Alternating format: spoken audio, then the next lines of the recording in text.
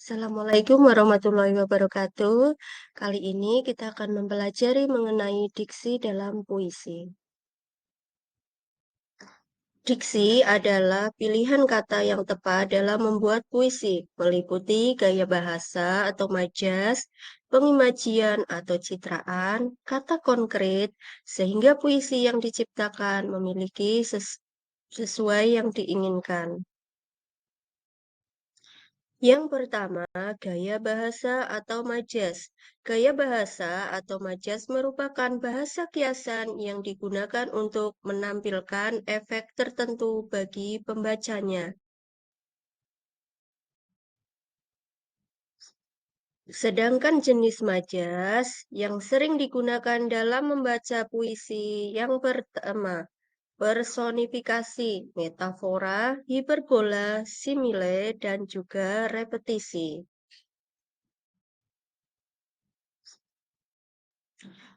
Berikutnya, pengertian dan contoh majas.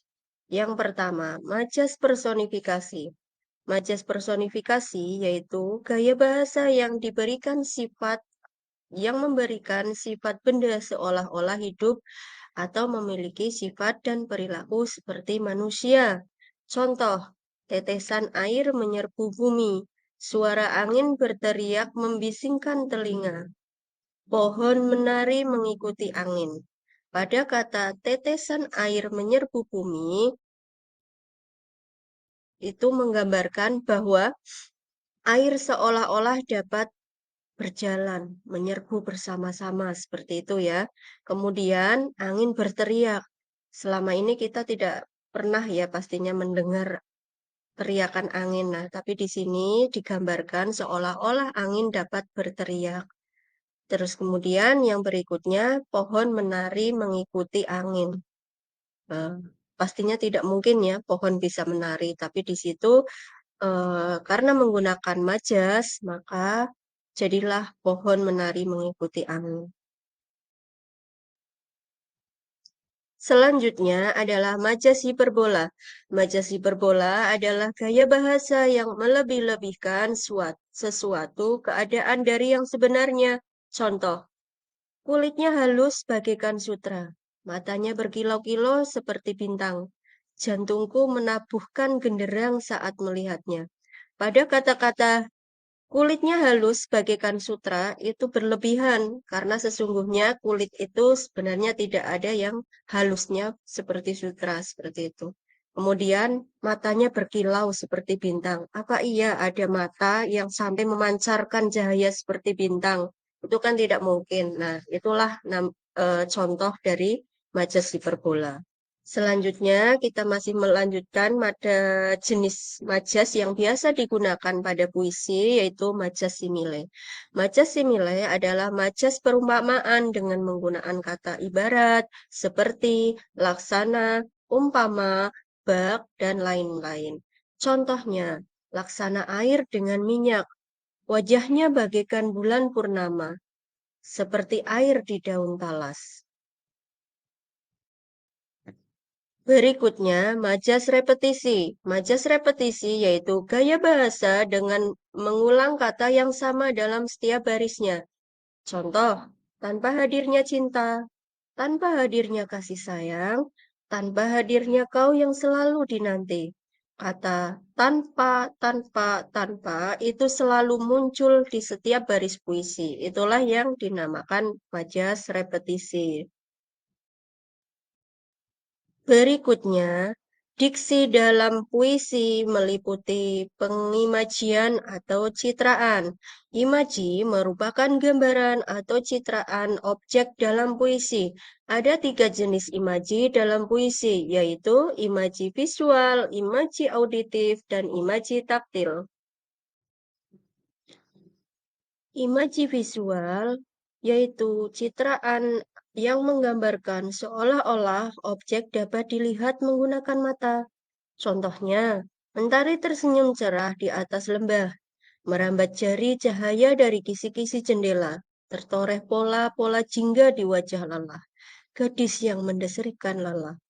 Di situ ada kata-kata mentari tersenyum cerah di atas lembah. Jadi seolah-olah kita diajak untuk melihat ada matahari yang bersinar, merambat dari cahaya dari kisi-kisi jendela. Di situ seolah-olah kita diajak melihat adanya semburat cahaya yang masuk melalui kisi-kisi jendela.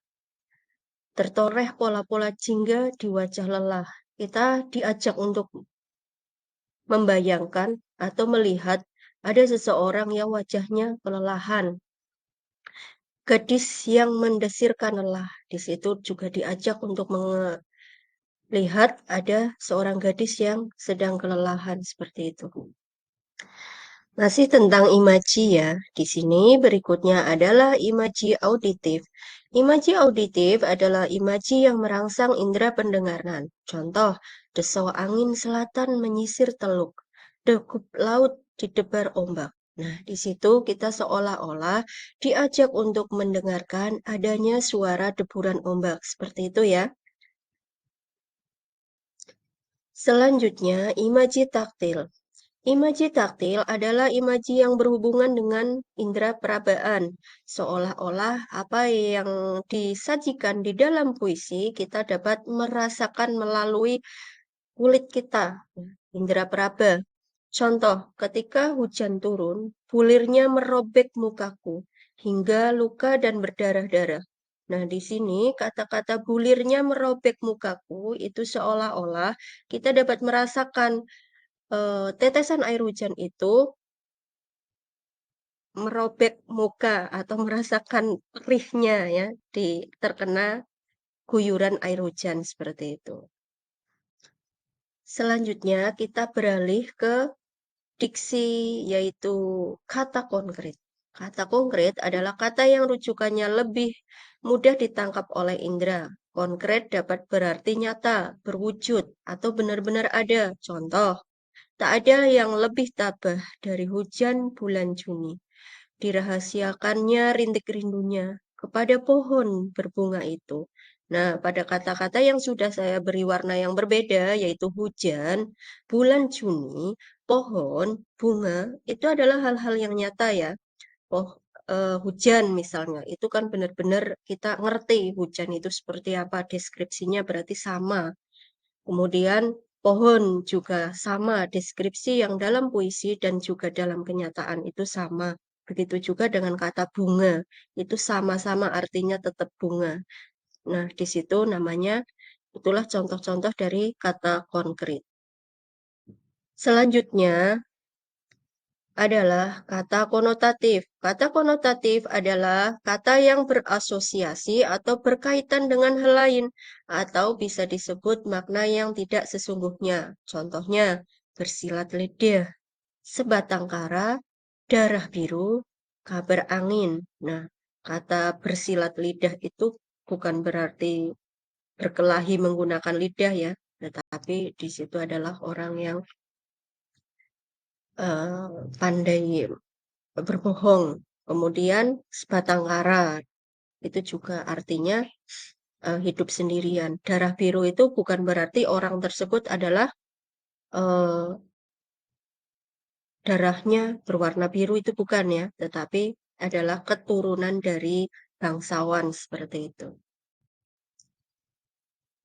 Demikian anak-anak untuk pembelajaran diksi kali ini. Sampai jumpa dan terima kasih. Sehat-sehat selalu. Semoga kalian kelak menjadi orang-orang yang sukses, orang-orang yang berbudi pekerti luhur. Terima kasih. Wassalamualaikum warahmatullahi wabarakatuh.